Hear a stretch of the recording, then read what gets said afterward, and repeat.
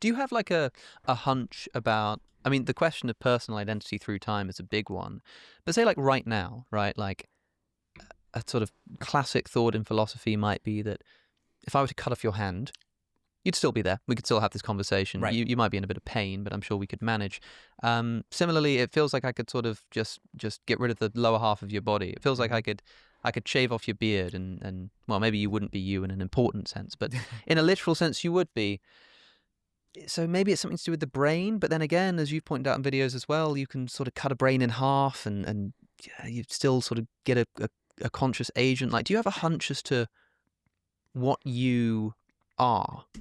Pure subjectivity, as Rupert Spira would say. Rupert Spira actually calls it undressing, and he does a phenomenal job of it. I mean, that makes it sound weird. I'm watching Rupert Spira undress. Don't do that. Let's keep it PG. What I mean by that is taking off everything which is not fundamental to you. And he guides you through this via a mechanism known as the direct path. He is on the Kurt Jaimungal podcast. Definitely follow Kurt Jaimungal at TOE, Theories of Everything podcast. But he gets down to the roots of that question. What are you really? I'm convinced that what you are is consciousness, pure subjectivity, and everything else is emergent from that pure subjective landscape. But let's let Michael Stevens cook.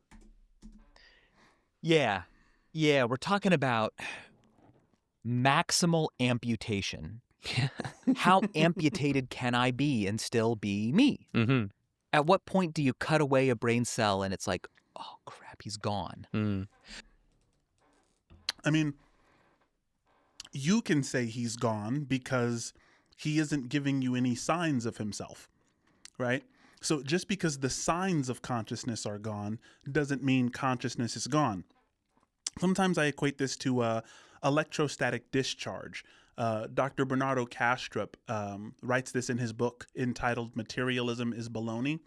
He says just because there are no signs of electrostatic discharge, namely lightning, that doesn't mean that electrostatic discharge is not in the air.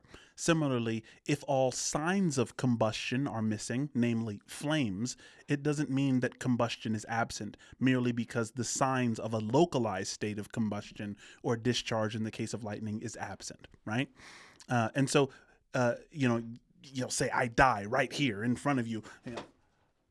I'm not giving any signs. I'm not giving any signs of consciousness. That doesn't mean consciousness is absent, right? Well, my favorite way to approach it. I'm going to go back a little bit. I want to let him cook. Gone. Well, my favorite way to approach it is to do like folk philosophy. Just what would a person say? You look at how we talk about these things, because in a way we actually have solved them. We just don't know that we have. Or I shouldn't say solved. We have found a way to cope with that question. Because if I'm trying to think where to begin. I'll just say this. If you're like asleep in the other room and someone says, hey, where is he? I'm like, well, he's in there. Okay, but you're not consciously aware while you're asleep. I don't think that's true. He says you're not consciously, and listen, I am clearly not as educated as this guy is, but he says you're not aware while you're asleep. And I think that there's been some challenges to that recently because if your alarm clock goes off, you wake up because you hear the room. You have settled on a certain volume of noises that you have decided consciously to ignore for the sake of the sleeping experience. Like if you fall asleep with the TV on, right? That's fine. And you've adjusted to that level of noise. But if someone opens the door, right? That level of noise and that direction of noise can actually jolt you out of the sleep state because you can still hear the room if you're asleep. You just don't know that you can. I think this is correct. Let me double check with the oracle here. Pardon me. So I think you can still hear the room when you're asleep, right? Because otherwise, how would it make sense that you wake up when the alarm clock rings, right? You've just kind of adjusted to the volume of the room when you go to sleep. But an increase in that volume or the direction of the volume waking you up kind of shows that you're still in touch with the dynamics of the room. Is that correct? Yeah, you've got it pretty much spot on. Even when you're asleep, your brain is still sort of keeping tabs on your surroundings. It's not like you're completely cut off from the world. Instead, your brain kind of tunes the environment down so you can rest, but it's still monitoring for significant sounds, like, say, your alarm clock going off. So you're still monitoring. You're still there in the room, even though there's a portion of you, your metacognitive state, let's say, which is dedicated intensely to the dream state. But I'm going to go back. I'm going to let him cook. You're like asleep in the other room and someone says, hey, where is he? I'm like, well, he's in there. Okay, but you're not consciously aware while you're asleep. Mm-hmm. But if you die, you're gone. You left us. You passed. Mm-hmm. But being asleep and being dead are kind of similar in some ways in terms of like, hey, is he like listening to us right now? Is he like capable of doing things? The sleep and death thing encourages me to believe that it's not so much about a set of properties, it's about a set of potentialities. When you're asleep, you can still do some stuff later, but when you're dead, you can't. And that, I think, deep inside us is why we think of death as being you being gone. I was reading some surveys from doctors about... I don't think death is that you're gone. I think there's a certain amount of Zen koans, right? There is this sage, right? This enlightened guru, and he's on his deathbed, and his disciples are surrounding his deathbed, and one of his disciples, through tears, expresses to this sage, "Master, please don't leave us." He just has a moment of weakness, and the guru says to his disciple, "Don't be silly. Where could I possibly go?" And I think the meaning of that is when you are truly enlightened, you are less ecologically ignorant, meaning, my skin is an osmotic membrane. It's checking the temperature of the room. It's letting things in and it's keeping certain things out. But I am participating with the space that I am in, such that it would just be, it would be a foolish act to assume that all I am is the boundaries of my skin, right? So I think that with death comes a remembrance, a radical remembrance, a radical reestablishment of membership. That's what it means to remember, reestablish membership in the one, right? I don't mean to get too hippie on you, you know what I'm saying? But I'm coming from a different worldview. Being gone. I was reading some surveys from doctors about like, when does a family accept that they have lost a loved one? And it's not when brain damage occurs. It's when the heart stops. And I thought is that just an old traditional kind of belief that like, well, the heart is life and the brain is just like cools the blood. I don't know if anyone from Aristotelian times is still around, but what I'm saying is deep inside of us, we think of the heart as being, once the heart's gone, it's over.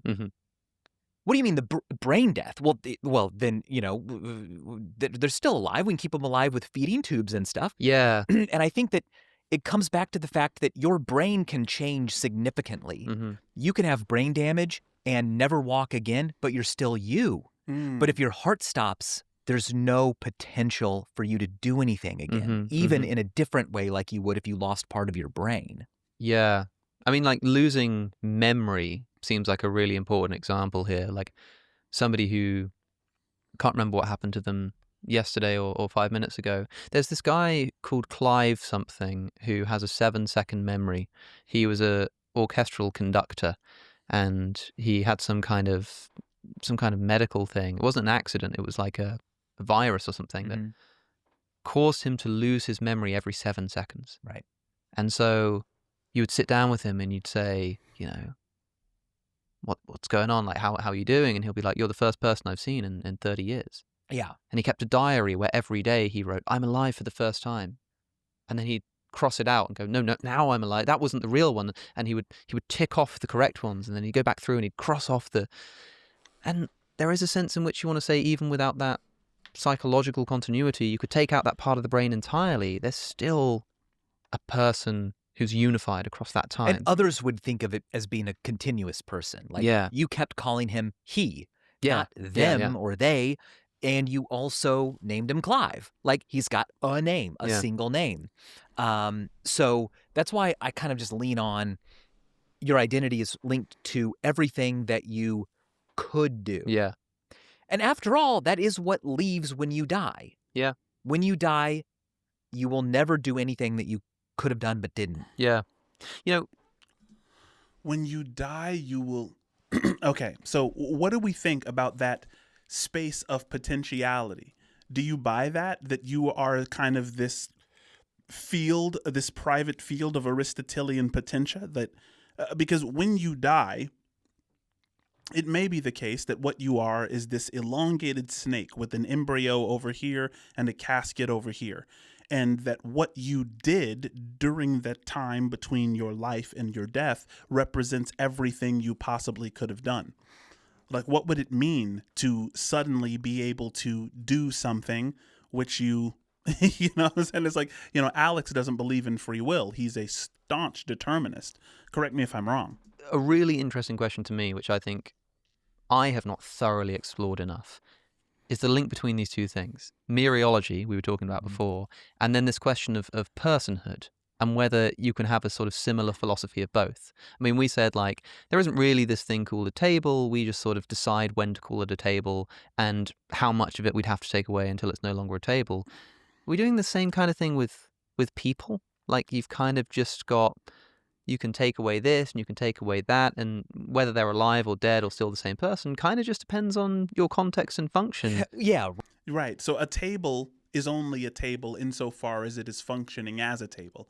Like if I move into a new apartment and I use one of the boxes, one of the cardboard boxes, I turn it upside down and I eat my soup, using this box as a table, that's a table. That's all that a table is it's functionally determined. A table doesn't have to have 4 legs. A table doesn't have to be made of wood.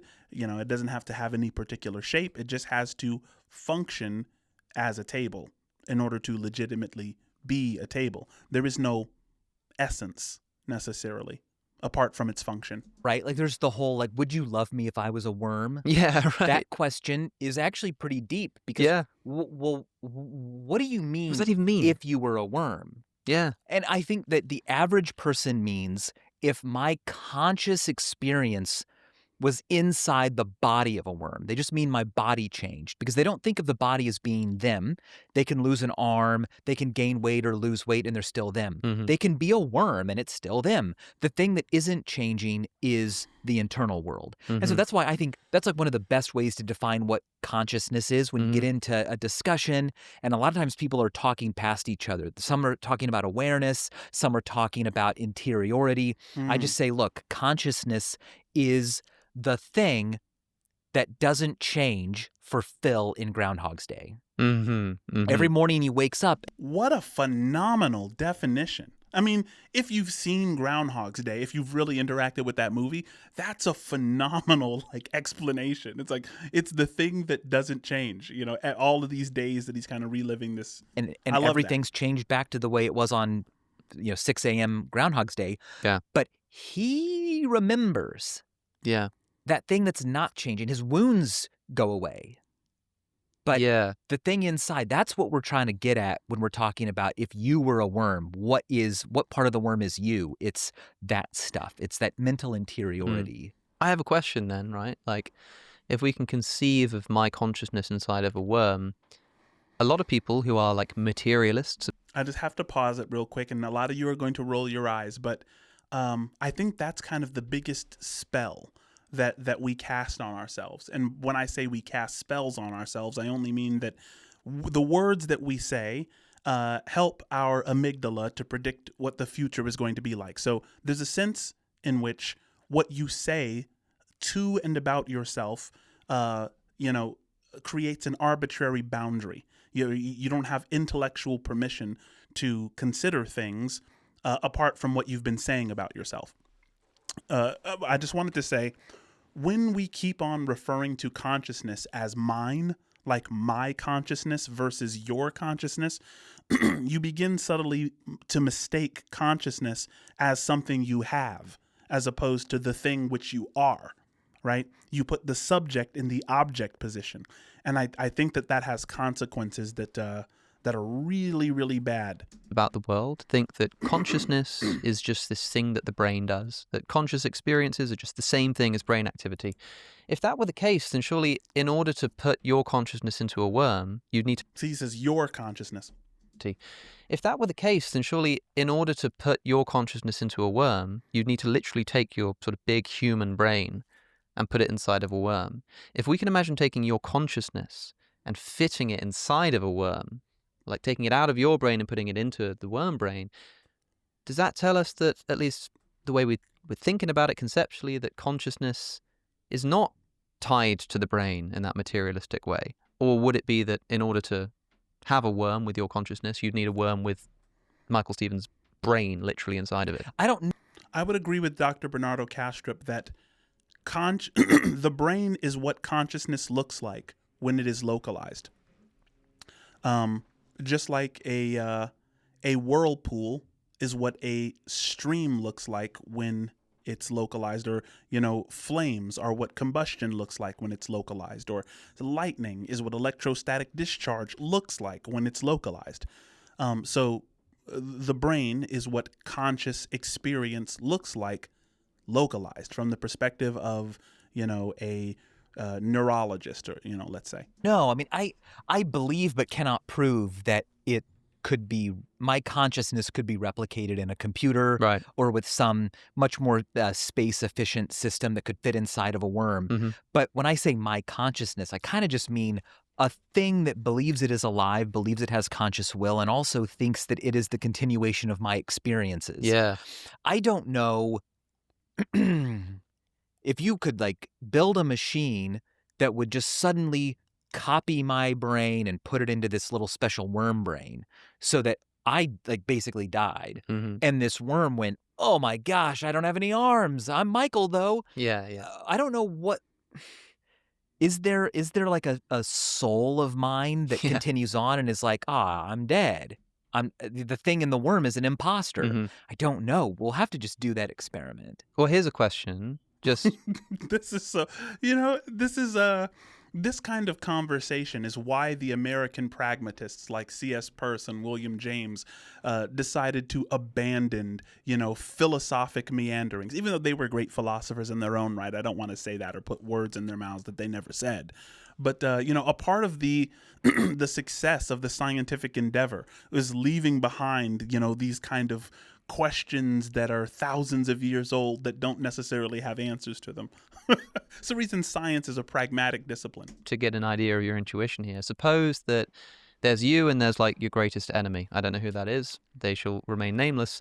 But you need to want bad stuff to happen to them, and you want good stuff to happen to you. And I'm some sort of evil, crazy doctor, and I say, here's what I'm going to do, Michael. I'm going to put you into an operation. I'm going to put you on a table, and you're going to go unconscious. I'm going to take all of your memories, all of your conscious experience, and I'm going to move it over to his brain. And I'm going to take all of his, and I'm going to move it over to yours. So when you wake up, you'll wake up with all of his memories. You'll look down at your hands and you'll go, gosh, just 5 minutes ago, I remember being him, Mm-hmm. and vice versa. Now, before I do this operation, I'm going to tell you that one of these, after the operation, I'm going to torture. Mm. Who do you want me to torture? Okay. I'm going to torture one of these. Who do you want me to torture? So he sets up this premise. Your enemy is undergoing the same operation. Your enemy is going to have your memories. You are going to have your enemy's memories.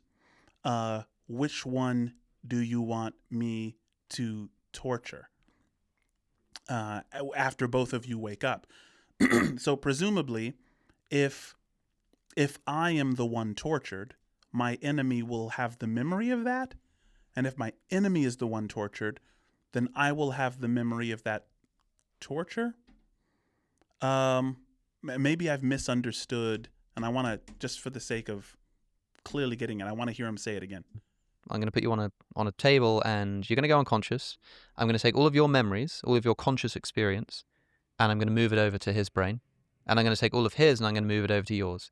So when you wake up, you'll wake up with all of his memories. You'll look down at your hands and you'll go, gosh, just 5 minutes ago, I remember being him, and vice versa. Now, before I do this operation, I'm going to tell you that one of these, after the operation, I'm going to torture. Who do you want me to torture? Not the body I'm inhabiting. Right. So you'd want me to torture the other guy's body because he'll wake up with your memories. I'm lost on that part. Like, why does having memories make you less susceptible to a torture experience? Hold on, wait. So he'll wake up. He'll wake up. When with does all the of... torture happen? Right. I feel like I'm. I feel like Michael Stevens does. So I'm glad that he's a little confused because it shows that I'm not necessarily missing it. torture the other guy's body because he'll wake up with your memories. Hold on, wait. So he'll wake up. He'll wake up. When with does all the of... torture happen? Afterwards. After the After the switch. switch. Right. So what I've swapped is all of the memories and all of this sort of continuous experience, Yeah. but none of the physical matter. Right. Just literally sort of as if I can go in as if it's a computer and tap, tap, tap and get rid of your memories and put his memories into you. Yeah. You know, who do you want me to torture?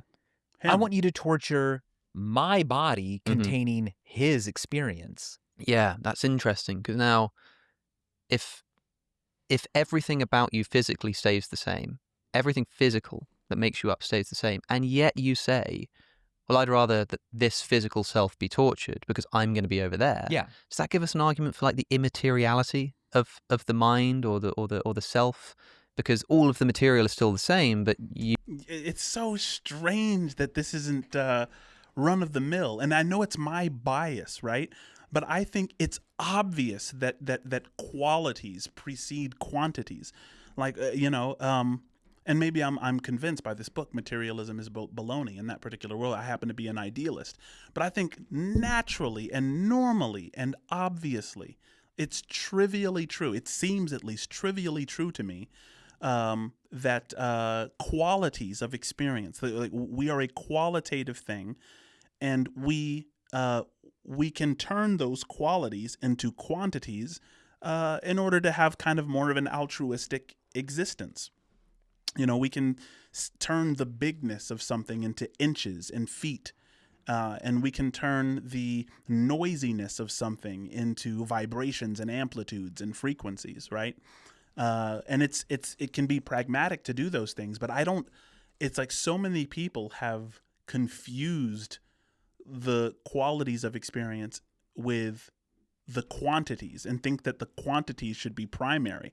And I do not see an argument for why that should be the case.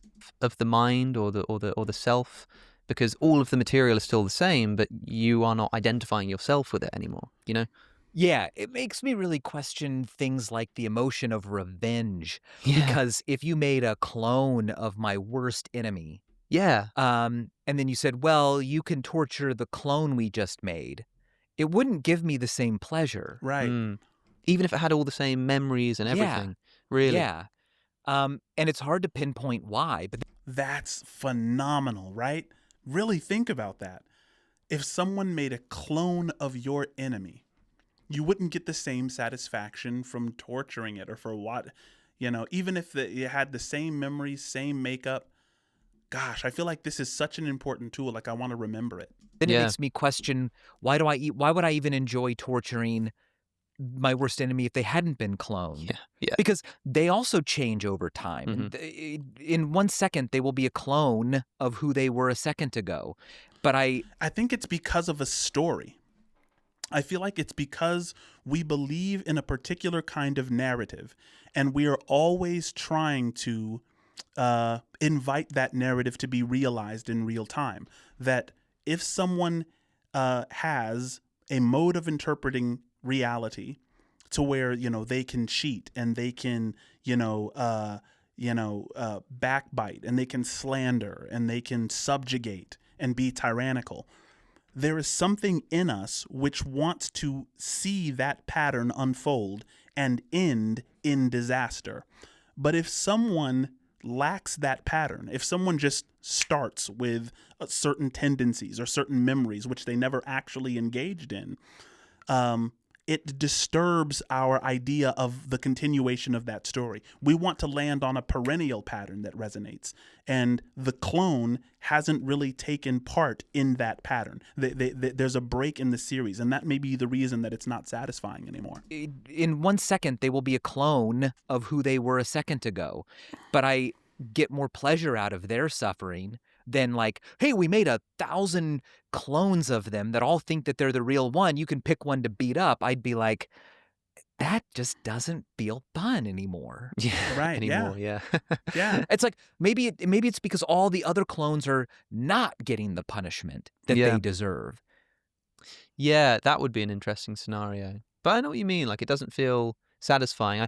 This came up once in a video I was doing where someone suggested something like, making a perfect clone of Hitler and sort of punishing him for Right. World War II, and whether that would No, satisfy our sense not of the same justice. thing. Would we Doesn't feel f- that justice had been doesn't done? feel the same. Because we've got this figure who wakes up and goes, yeah, it's me. I remember doing that. Yeah, this was me. I did it last week, and we punished them for it.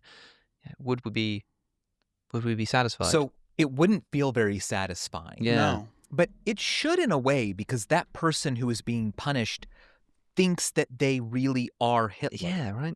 So someone who But so what? Like, I could have a rock hit me in the head, and I could think that I really am Hitler. I could, based on all of my readings, let's say I'm a master historian, and I've really, really studied everything that we know about Hitler, and I have an encyclopedic knowledge, let's say, on Hitler, his upbringing, and a rock hits me in the head, and then I'm like, yep, I am Hitler. I did these things, and I maintain the memory of all of my readings and things like that. Would it be? It's not that it should make sense to torture me at that point, because I'm not a continuation of the pattern. I didn't participate, and I think participatory knowledge is in that instance it's going to be lacking, right? did what he did is experiencing the consequences. Mm-hmm. And yet it doesn't change what happened. So you're missing that piece.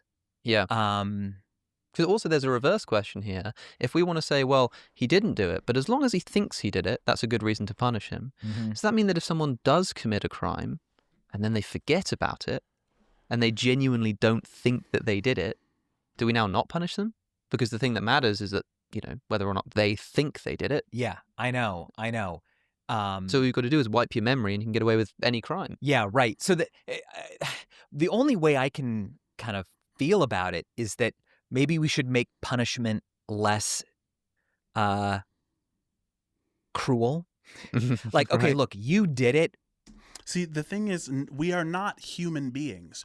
We are ways of being, right? I think it was, who was it who says relations precede relata?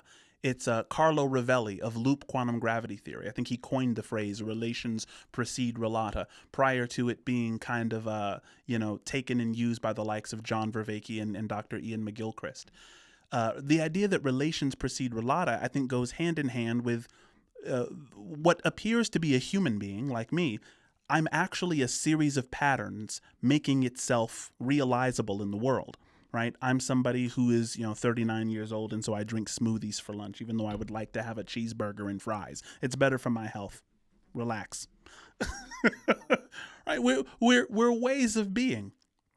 And the reason, to answer Alex O'Connor's question, why we should lock someone up if they don't remember the crime or if they erase the memory of the crime is because they have shown, because they did the crime, that they have a way of being, they are participating in a way of being which leads to the crime, right? All we're trying to figure out is which ways of being lead to hell and which trajectories lead to heaven. Or if you want to use Sam Harris language, which ways of being lead to the worst possible miseries for everyone and which ways of being clearly lead to the greatest possible flourishing. You don't remember that you did. Yeah. Or you didn't do it, but you really think you did.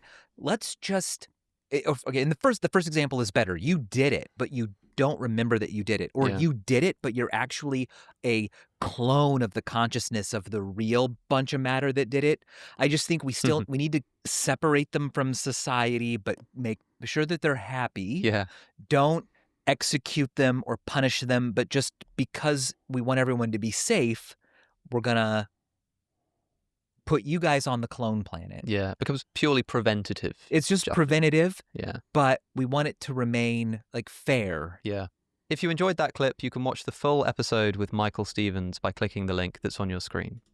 Guys, everything, and I'm going to leave this up, alexoconnor.com. I salute Alex O'Connor for his ability to, to have these amazing conversations, put them online, have me interact with them. I just, I'm a big fan of Alex, always have been. So definitely subscribe to him. What I'm doing clearly is not a substitute for the original. So go and check out that episode. Thanks so much for rocking with me.